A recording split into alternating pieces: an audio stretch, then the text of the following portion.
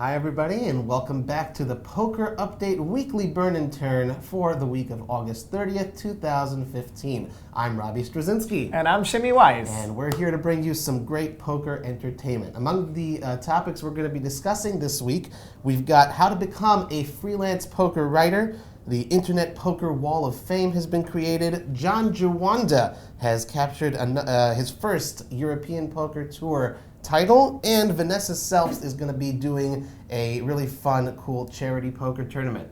Excited? Absolutely. We're excited! Make sure if you want to jump between the different topics, you can see links on the wall with the timestamps. Yes, we have a timestamp, but if you jump, you're going to miss all the Bible codes we put in, so be sure to... You're not going to get our jokes later on. Because right. Just watch the whole thing. And subscribe to the YouTube channel. So let's dive right into it. Here for the Poker Update Weekly Burn and Turn. How to become a freelance poker writer. Back in the day, I got to tell you, that was the first job I got. And all you needed to do to get a job with freelance writing was just to speak English. Wow. It was, back in the day, they weren't even really looking for anything. They were just looking for keywords to just throw out. It was great. I didn't even need to know anything about poker. So it probably didn't pay well. No, back then, they really needed people to do it. So it paid quite well. Oh, wow. Okay. But nowadays, I'd be lost because you really need to know content. It's not just throwing out words. You got to actually know what you're talking about when you're writing. Right. And David Huber, who wrote this article, he's been in the business for 10 years, and he's a really, really great writer. That's why we have him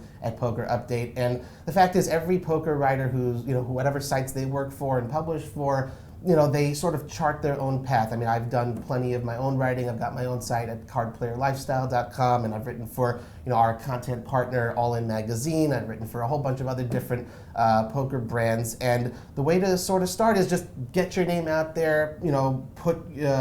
Pitch stories to the editors of different sites.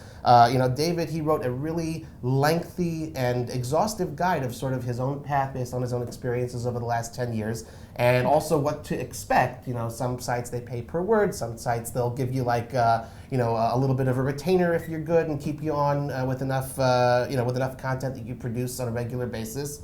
And it's just a really good guide. So, if one day you want to be the next writer for PokerUpdate.com, go ahead and pitch us a story, or go ahead, read this article and see what's involved in doing something like that. You can always reach us at press@PokerUpdate.com. Yeah, the most important thing is you really gotta believe in what you're talking about. You gotta enjoy what it is you're writing about. That way you could really put yourself into the article and make it interesting to read. Make it something that people are going to want to come over and take a look at. 100%. Like I've read tons of poker articles over plenty of sites, and I've written a bunch of them myself as well. The best poker writing is not just someone who goes and, fills in the boxes. Okay, it's got to be how many words long, and I got to talk about what. When you really invest yourself and you put yourself into the article and really, put a lot of effort in there, that's when your best work is going to go forward. So if you want to be a poker writer, you'd absolutely, like Shimmy says, you got to have that passion for the subject and not just want to take a paycheck home. Yeah, absolutely. So speaking of paychecks, yeah, nothing to do with paychecks. That's a good segue by Robbie Straczynski. I tried. So the Internet Poker Wall of Fame has been created by 2+2 PokerCast hosts Adam Schwartz and Terrence Chan.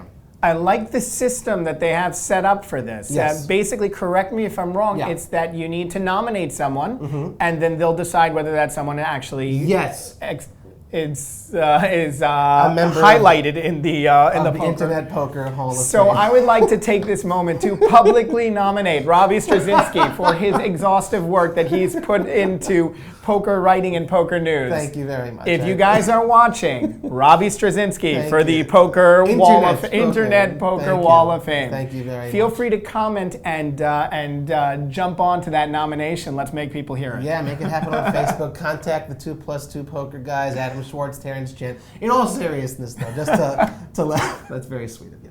In all seriousness, though, what they were talking about, and it's an article by Charles Rettmuller, what they really wanted to do, they were just sort of like saying, hey, there is the Poker Hall of Fame, which is owned by Caesars, and every year they announce another couple new members to the Poker Hall of Fame.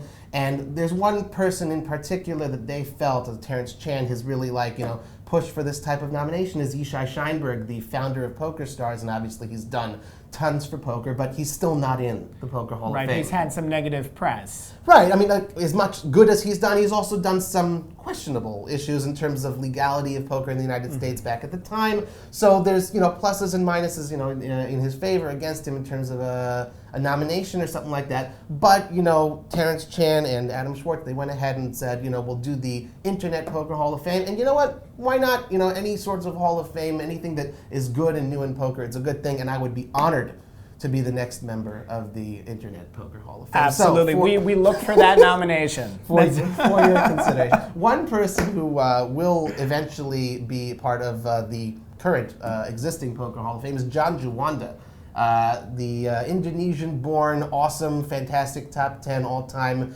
career money-winning poker player. He just won something else. Right. He won the Barcelona main event. Yes, at the EPT European Poker Tour Barcelona, he won another million-something euros added to his total. That brought him back up onto the all-time earnings. Yeah, he's right? back up there. And what back up? He's actually been on a break. I haven't heard his name for a while. He's been, for the last few months or so, I haven't seen him at major tournaments around the world. You haven't, heard him making much press, but it just goes to show, when you're a great poker player, like John, everyone knows John Juanda, you've been hearing about him for years, you just get right back into the thick of things, and that's it. You go ahead and add another title, put it in the trophy case, and everyone's talking about it. He's a really fun character to watch, though. Yeah. He's really enjoyable. He seems like such a fun guy. He was Yeah. talking about all the side bets that he was doing. That's why he took a little bit of a break from poker. For sure. And look, that's away from the felt. Seems like a really interesting guy to meet. At the felt, not someone I'd want to face. He's got that incredible stare. I don't know if you've ever seen it.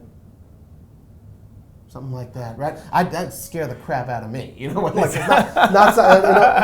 say, no, thank you, Mr. John, take my money. That's it. I can't. So it's no surprise that he's succeeding again. Congrats to Mr. John Juanda, and maybe we'll see you back full-time on the circuit, traveling to all the EPTs and to WPTs and, PPTs and APPTs and AT&T and, all the Ts. Yeah, I like the little side bets that he had going, and in the spirit of that, I would like to publicly also challenge Robbie to a beard growing bet. Okay. A beard growing bet? Well, I figured the odds are in my favor. They are in your favor. It would have to be a lot of money, because my wife would not be so happy about me having a beard. But for a lot of money. There you go. You know what? Let's do this. We've got Poker Update on Twitter. We've got Poker Update on Facebook. Send in some comments. How much money do you think it would take for me to actually grow out a beard for a good couple months or something like that? Go ahead and let us know, or send it to press@pokerupdate.com. I'm going to guess quite a bit. Quite a bit of money. Many zeros. Many zeros. Dollars, pounds, euros. You got it. Just, a beard. I don't know. That would, I don't know. We'll see. Well, someone who's not growing a beard anytime soon is Vanessa Selbst. Yeah. Okay. That was better than the. That was better than the others. We're getting there. We're getting there. So Vanessa Selbst is not growing a beard. What she's doing, actually, at the end of this month, in September 29th, actually, I think, in New York, she is going to be hosting a charity poker tournament for the Urban Justice, not League, Urban Justice Center. And what it is, it's going to be a $1,000 buy-in at Chelsea Piers. And this Urban Justice Center, what they do is they provide legal representation for people who cannot afford it. So, right. It's a really good initiative. They've done some wonderful work. 70% of the buy-in is actually you could write it off. It's wonderful. I mean, I would love to go fly in to play in that. That's a great opportunity. You get to play in a great tournament. You get a lot of the company that they're going to have there. They're going to have a lot of. I know Eric Seidel is going to be there. Daniel Negreanu is going to be there. Some pretty big names, and it's also. A lot of charity poker tournaments are a very common thing, good way to raise money. But this is something that's near and dear to to Vanessa's heart. Mm-hmm. She is a lawyer. She's a graduate of Yale, and obviously combining that passion of her legal work and desire to help people, and of course her amazing, incredible success at poker. I think it's going to be a really, really cool event. Absolutely. The prizes sounded very exciting as well. I think everyone who hits the final table gets a domestic flight or something like that. They get their own vacation. Oh, right.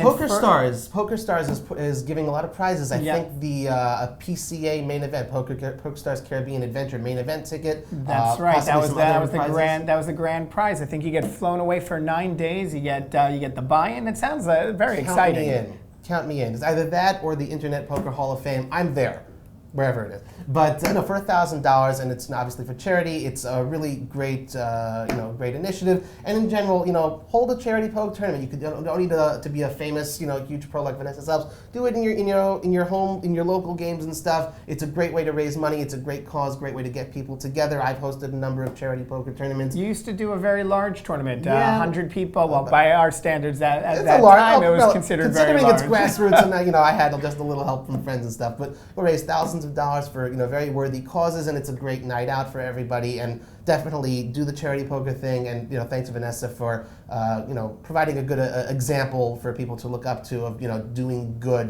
People they say all these things. Who the big poker players, they're hosting charity poker tournaments. They have won millions of dollars in their life. They can go ahead and sit back and relax and just travel the world and do nothing. But here they are going ahead and doing something for the community and giving back. I think it's just being a real role model. So absolutely, good for you, Vanessa. Absolutely. That brings to the end this weekly Burn and Turn for August 30th, 2015. We hope you enjoyed it. And yes, stick with us. Please subscribe to the YouTube channel. We'd love to hear your feedback on it. Press at pokerupdate.com, Poker Update on Facebook, Twitter, and don't forget Messenger Pigeon. And don't forget to sponsor Robbie's beard.